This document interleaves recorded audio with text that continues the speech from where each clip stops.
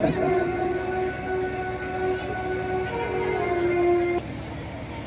जब उठ नहीं पाया तो उसे लगा अरे राम राम, आज तो मैं उठ ही नहीं पाया, भगवान का भजन नहीं कर पाया। और भगवान का भजन नहीं कर पाया तो वो व्यक्ति भगवान के पास गया और भगवान के चरणों में मस्तक लगा करके नमन करने लगा, रोने लगा कि भगवान मेरे हाथ आज अनर्थ हो गया। मैं रोज सुबह उठ करके अगले दिन वह व्यक्ति जब सोया तो जब ब्रह्म मुहूर्त हुआ तो उस एक व्यक्ति जगाने आया, बोले भैया उठ जा, तेरा समय हो गया। बोले भैया मैं इसलिए जगा रहा हूं क्योंकि भगवान की कृपा तेरे ऊपर ना हो जाए, क्योंकि पाप का तो कारण है ना, अधर्म का तो काम है। तो पापी व्यक्ति जो पाप था उसने उस व्यक्ति से कहा, बोले तुम जब 4 बजे उठ जाते ना तो स्नान करके तिलक लगा करके भगवान का भजन तो करते, परंतु जब जो लोग बाद में उठते और पूरे गांव में जाकर के आप कहते कि देखो मैं तो सुबह उठता हूँ, मैं तो भगवान का भजन करता हूँ, सोई आपके अंदर यह अभिमान आ गया कि मैं रोज सुबह उठ करके भगवान का भजन करता हूँ, भगवान का पूजन करता हूँ। तो यह अभिमान आ गया, मुझे जब आपको ये रोज अभिमान आ जाता है तो भगवान की कृपा आपके ऊपर नहीं होती, इसी अभिमान के कारण।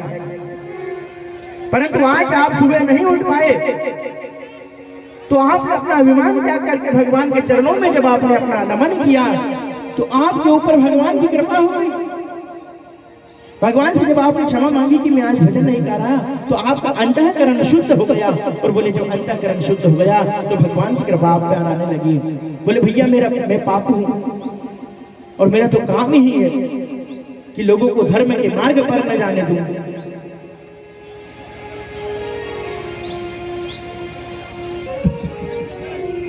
इस कथा को समझे, दृष्टांत को, कि व्यक्ति अगर अपनी भजन पूजन का अभिमान करेगा तो बंधु वो भगवान की कथा है। और रुक्मिणी जी जो है बस अब देखिए शिशुपाल कौन है? शिशुपाल राजा है और वो लक्ष्मी जी को लक्ष्मीपति बनाना चाहता है, परंतु भैया लक्ष्मी किसी की नहीं है, वह तो साक्षात नारायण की है। क्योंकि लक्ष्मीपति पूरे संसार में मात्र एक सर्वसमर्थ जगदीश्वर ही है जो लक्ष्मीपति है। लक्ष्मीपति बनना चाहता हो तो भगवान नारायण स्वयं मुझसे लक्ष्मी छीन करके हरण।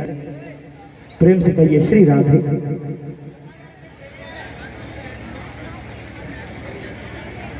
तो धनवान होना अच्छी बात है, परंतु धन का अभिमान करना अच्छी बात नहीं है, क्योंकि लक्ष्मी का स्वरूप तो चंचल होता है। लक्ष्मी का जो स्वरूप होता है वह चंचल होता है। आज हमारे पास है, कल हमारे पास नहीं है। परंतु जो घर में आई हुई लक्ष्मी का मान करता है, धन का सदुपयोग करता है, तो 10 प्रकार की लक्ष्मी प्राप्त होती है उसे। 10 विधि लक्ष्मी प्राप्त की जाती है, शास्त्रों में बताया है। सबसे पहला अगर लक्ष्मी प्राप्त करना हो आपको तो अपने आप को शुद्ध करो, अपने आप को शुद्ध रखो।